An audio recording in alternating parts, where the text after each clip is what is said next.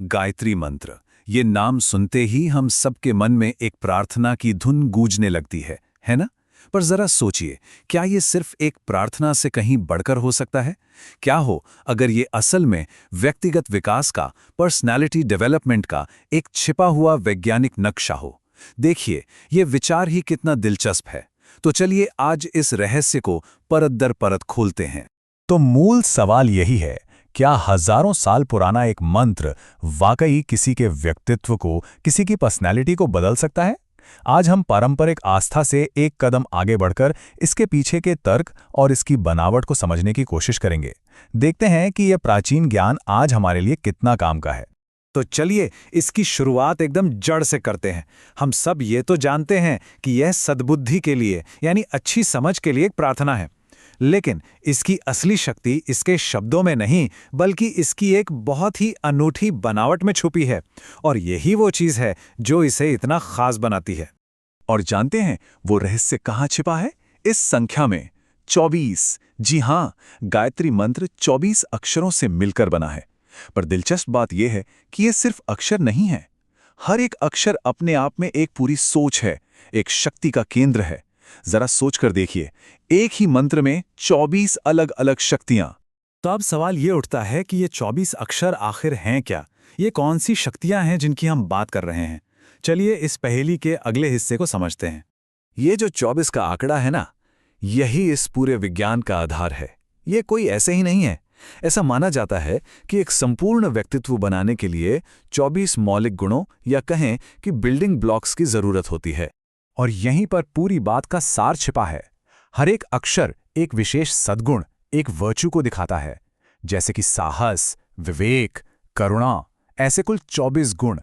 और जैसे एक एक ईंट जोड़कर एक मजबूत इमारत खड़ी होती है, ठीक वैसे ही इन 24 सद्गुणों को अपनाकर एक बहुत ही शक्तिशाली व्यक्तित्व का निर्माण होता है। और जरा सोचिए, जब कोई इंसान इन गुणों को सच में अपनी जिंदगी का हिस्सा बना लेता है तो क्या होता है?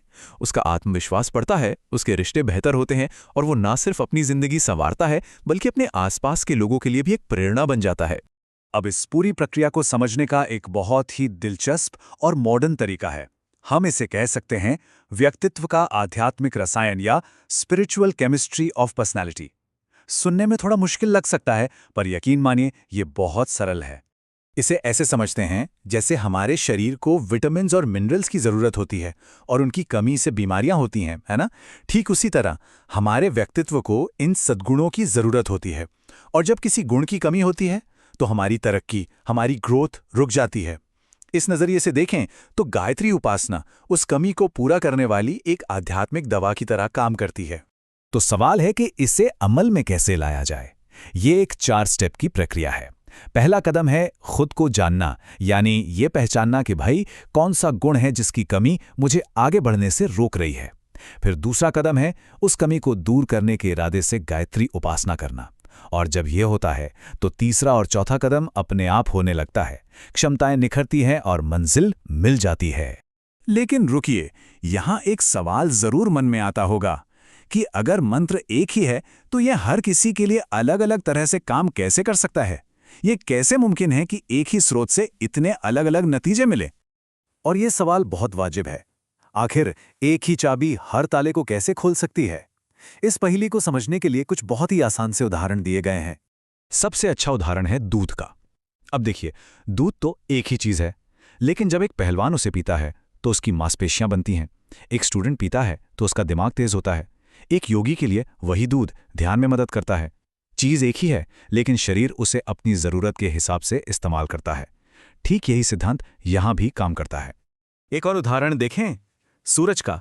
सूरज तो एक ही है, पर शांत झील पर उसकी एक परछाई दिखती है और लहरों वाले समंदर पर हजारों। या फिर पैसे को ही ले लीजिए, उसी पैसे से कोई बिजनेस खड़ा करता है, कोई दान करता है और कोई उसे यूं ही उड़ा देता है। मतलब स्रोत एक ही है, लेकिन नतीजा लेने वाले पर निर्भर करता है। और यही बात हमें इस निष्कर्ष पर लाती है, हर स्थिति के व्यक्ति को उसकी आवश्यकता के अनुसार इससे लाभ पहुंचता है। इसका मतलब है कि गायत्री उपासना एक ऐसा यूनिवर्सल सोर्स है जो हर किसी को ठीक वही देता है जिसकी उसे उस वक्त सबसे ज्यादा जरूरत होती है। अब हम एक ऐसे विचार पर आते हैं जो व्यक्तिगत विकास की शायद सबसे बड़ी बहसों में से एक को सुलझाता है। और वो बहस ये है कि सफलता अपनी मेहनत से मिलती है या किसी बाहरी कृपा, किसी आशीर्वाद से।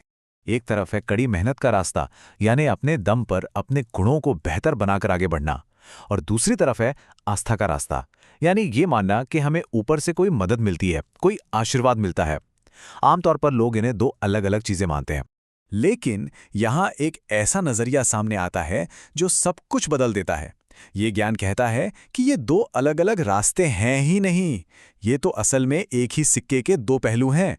जब कोई इंसान अंदर से खुद को बेहतर बनाने के लिए मेहनत करता है, तो वही मेहनत बाहर की दुनिया में कृपा या अच्छी किस्मत बनकर दिखाई देती है। ये दोनों एक दूसरे से जुड़े हुए हैं। तो आखिर में सवाल यह नहीं है कि विकास की चाबी हमारे भीतर है या बाहर। असली सवाल यह है, क्या हम ये समझने के लिए तैयार हैं कि भीतर के दरवाजे को खोलने से ही बाहर के मौके अपने आप खुल जाते हैं? गायत्री मंत्र का विज्ञान हमें यही समझने की राह दिखाता है। इस पर जरूर सोचिएगा।